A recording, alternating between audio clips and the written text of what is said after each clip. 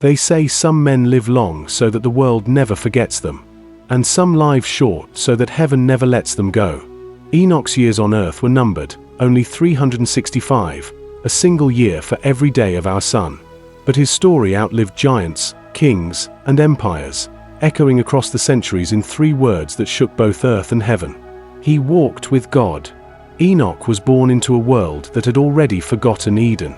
7 generations after Adam, the memory of paradise had become a whisper carried by old men at dying campfires. The children of Cain had built cities of stone, filled them with music, metal, and blood. Men measured greatness by the weight of swords, the sound of drums, and the fear in other men's eyes. But in the tents of Seth's line, there still burned a fragile flame, the knowledge of the Lord, passed down from Adam to Seth, from Seth to Enosh, and so on, until it came to Jared, Enoch's father. Jared named his son Enoch, meaning dedicated or initiated. From the first cry of the newborn, there was something different about him, a softness in the eyes, a gaze that seemed to look beyond the horizon, as though listening for a voice no one else could hear. As a boy, Enoch would slip away from the games of his brothers to wander among silent groves. While other children wrestled in dust, Enoch asked his father about the garden Adam had lost, about the voice that walked among the trees at the cool of the day. At night, Jared would tell him what had come from Adam himself, how the first man once walked with God, naked and unashamed, how the earth bloomed under that fellowship, and how it all ended with one bite, one lie, and one exile. Enoch listened, heart burning with questions. Can man walk with God again? Would God ever walk with man? In that question, a spark ignited, a spark that would consume his entire life. The earth in those days was growing bold in sin. Cain's descendants forged weapons and boasted of blood. Cities rose, and with them, idols of stone and stories of men who were mighty because they feared nothing, not even God. Yet in the house of Jared, a remnant remembered. As Enoch grew, so did his longing. Every sunrise reminded him of the God who once walked among men. Every sunset whispered of the fellowship man had lost. At 65 years old, Enoch became the father of a son, Methuselah. For many men, fatherhood turned hearts toward earth, toward legacy in flesh and blood. But for Enoch, something different happened. Holding that tiny life, he felt not pride but awe, a trembling realization that every heartbeat of his son was a borrowed gift, every breath a mercy from the God he barely knew. It was then, the ancient text says, that Enoch began to walk with God. It was not that Enoch left his family, abandoned fields, or refused to live among men. Rather, his every step became prayer. His every thought bent toward the unseen. His laughter was not empty, his tears not wasted. When he worked the soil, he did so speaking with God. When he watched the stars pierce the night, he asked their maker questions whispered from a heart that longed to know. Enoch did not become a hermit in the hills. He had sons and daughters, he tended fields, he buried the dead and blessed the newborn. Yet those who watched him sensed something different. A peace untouched by the violence of the age. A gentleness even when anger seemed justified. A wisdom that saw through words and into hearts. Some mocked him, calling him the silent prophet, the mad walker. But others came to him in secret, hungry for a glimpse of the God whose nearness they sensed in Enoch's presence. To walk with God was to walk against the world. In marketplaces where men boasted of conquests, Enoch spoke of mercy. In fields where neighbors plotted revenge, Enoch counseled forgiveness. In gatherings where idols were praised, Enoch lifted his voice, not in condemnation alone, but in warning of a judgment yet to come. For God had shown Enoch glimpses of what would be. A coming flood, a cleansing that would drown the pride of men. And though it broke his heart, Enoch spoke of it, because love cannot be silent when death approaches. To most, Enoch seemed a quiet man who loved deeply, prayed often, and wept easily. But what they could not see was the unseen road he walked daily, hand in hand with the Almighty. When storms came, Enoch prayed and found peace. When droughts withered the fields, Enoch thanked God for each grain that survived. When his own children failed or strayed, Enoch wept, but even his sorrow was a prayer. Sometimes, in the hush of dawn, Enoch's face would shine as if lit from within. Neighbors spoke in hushed tones of how, at night, strange light could be seen on the hills where Enoch prayed. Some swore they heard voices, not loud, but deep and terrible, speaking with Enoch in words no human tongue could form. Whether these stories were true or rumor, they point to one thing all agreed upon. Enoch walked close to something, or someone, not of this earth. For 3 centuries, Enoch walked this hidden road. While kings rose and fell, while cities grew and rotted, while children became fathers and fathers became dust, Enoch kept step with God. He did not do miracles for crowds. He did not lead armies or build monuments. Yet heaven watched him more closely than any throne on earth. In unseen realms, angels and fallen spirits alike observed Enoch. To some, he was a threat, proof that man, even after the fall, could still draw near to the Holy One.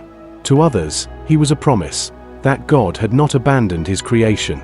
Enoch knew none of this fully. He simply walked, day after day, year after year, prayer after prayer. Jude tells us that Enoch prophesied, saying, "Behold, the Lord comes with thousands upon thousands of his holy ones, to execute judgment on all."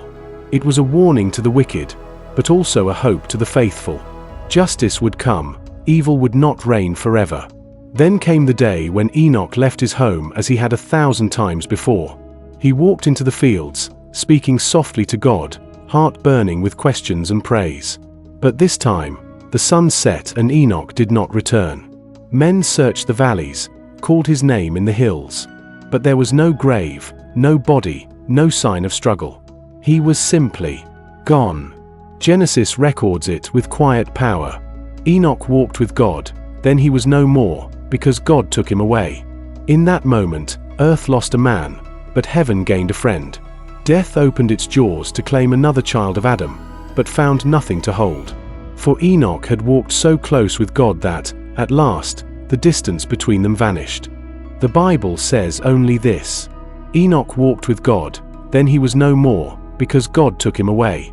But the silence of Scripture became a canvas, and upon it, ancient scribes painted stories of wonder and terror, visions and secrets whispered beyond the veil of heaven.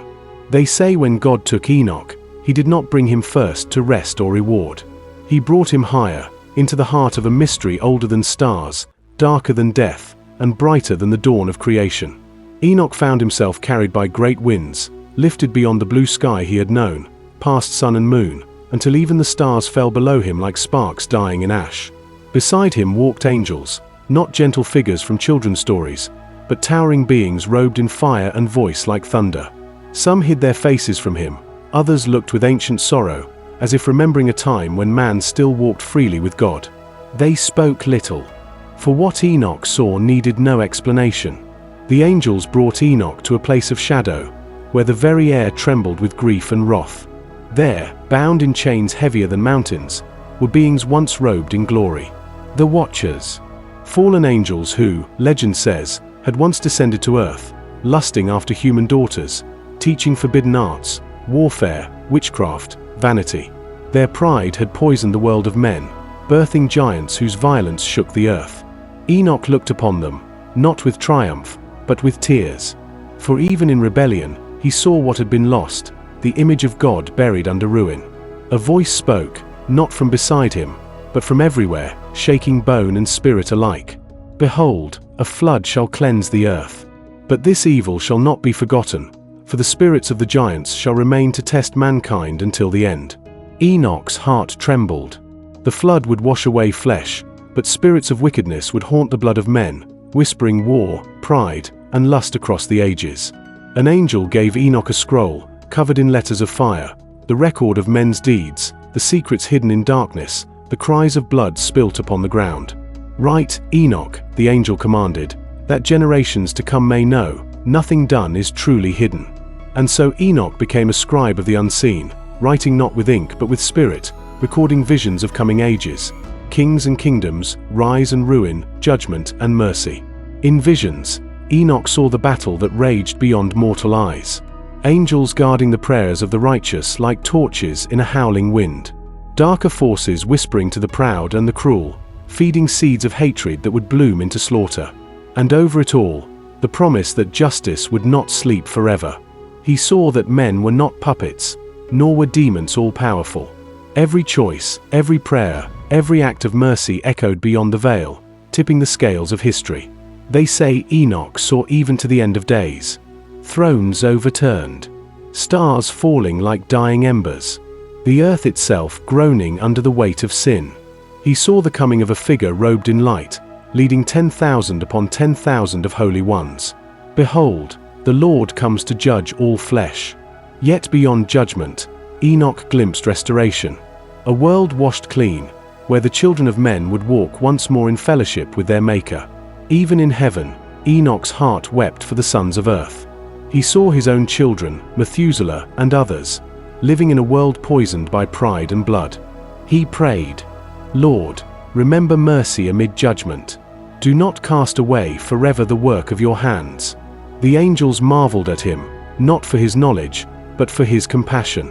For even as a scribe of judgment, Enoch's heart beat with hope.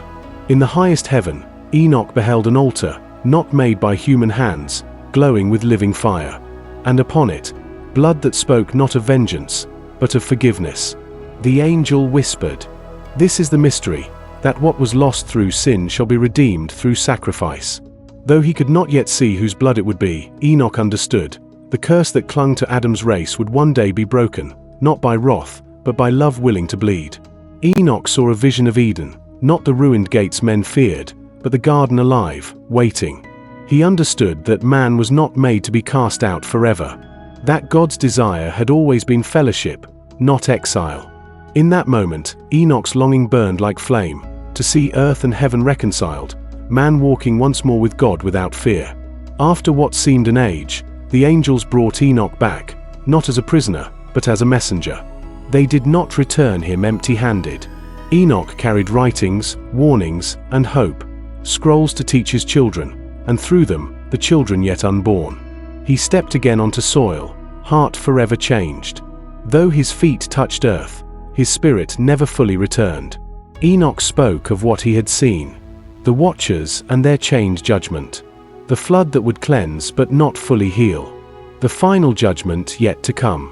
Some mocked him, others feared him, but those who heard with humble hearts found their faith strengthened. For Enoch did not only preach wrath, he preached return. "Walk with God," he would say, "for the hour of darkness cannot stand before his light." Years passed, but Enoch's steps grew lighter, his gaze more distant. Children and grandchildren gathered at his knee, asking, "Grandfather, tell us of the holy mountain, of the light beyond stars." And Enoch would smile, eyes shining. "One day, if your heart is willing, you too may walk with him as I have walked." Enoch saw beyond his own life, that his son Methuselah would live longer than any man, that through Methuselah's line would come Noah, and through Noah, the world reborn. That one day, from that same line, would come one greater than the flood, a Redeemer whose sacrifice would end the curse at its root. Enoch did not see the cross, but he glimpsed its promise, and wrote for a people yet unborn. And then, at the appointed time, Enoch departed once more, not as before, to return, but to cross forever into the realm he had tasted for centuries. One dawn, he walked further than ever before, and did not look back. They did not find his bones, his cloak, or his staff. Only silence, and the memory of a man whose face seemed always lit by unseen light. And in that silence, a whisper. Enoch walked with God, then he was no more, because God took him away.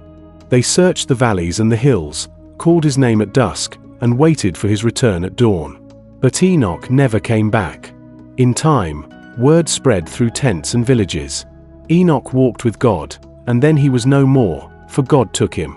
No grave was built, no monument of stone raised to mark the spot.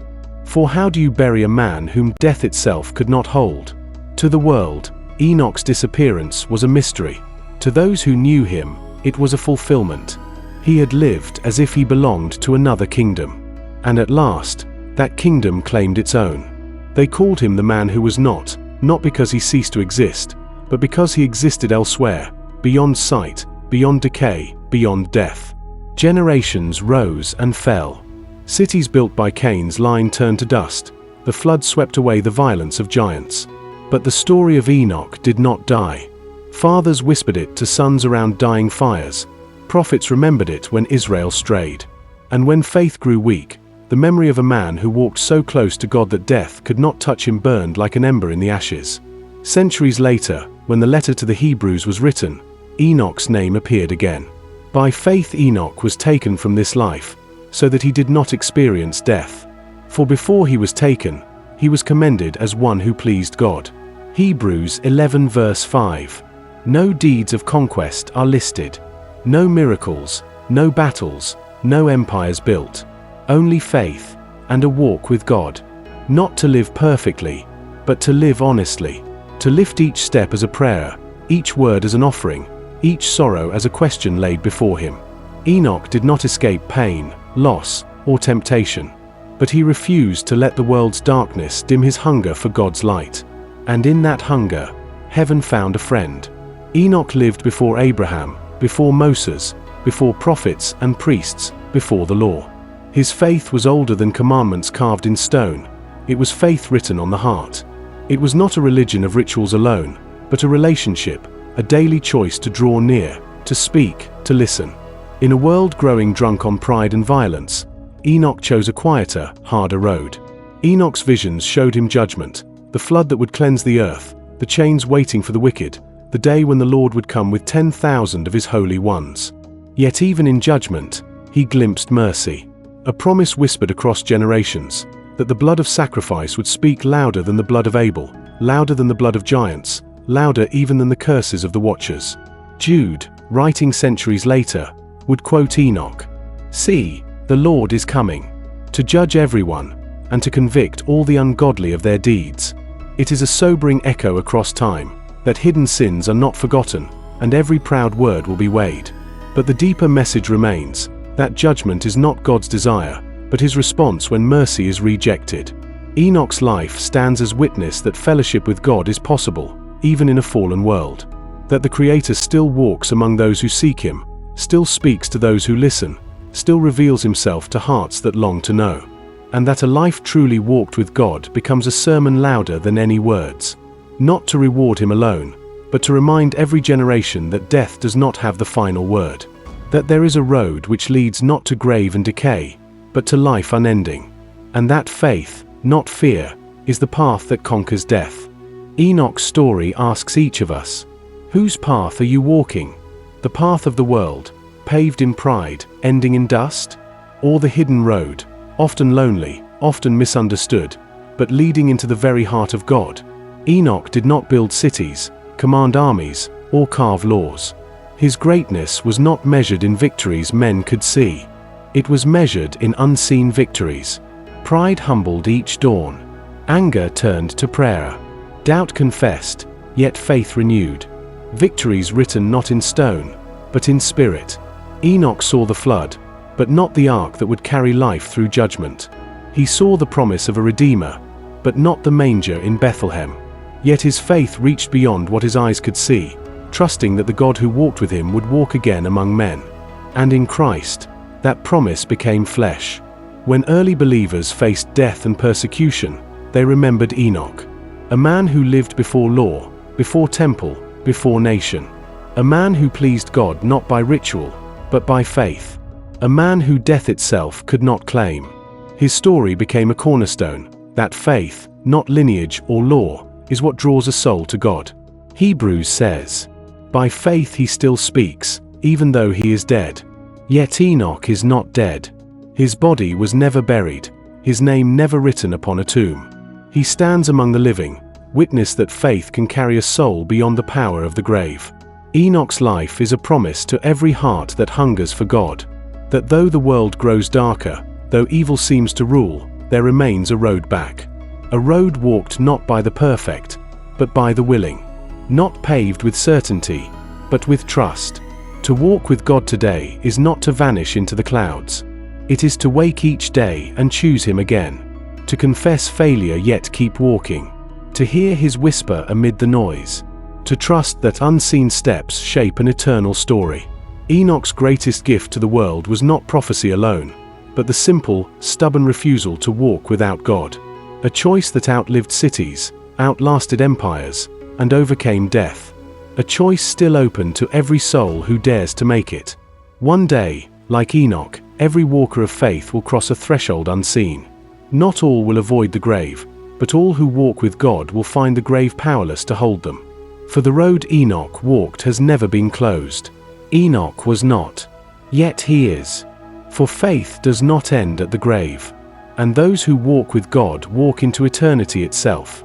Make sure to hit that subscribe button and comment what you think of Enoch's life during his time on earth.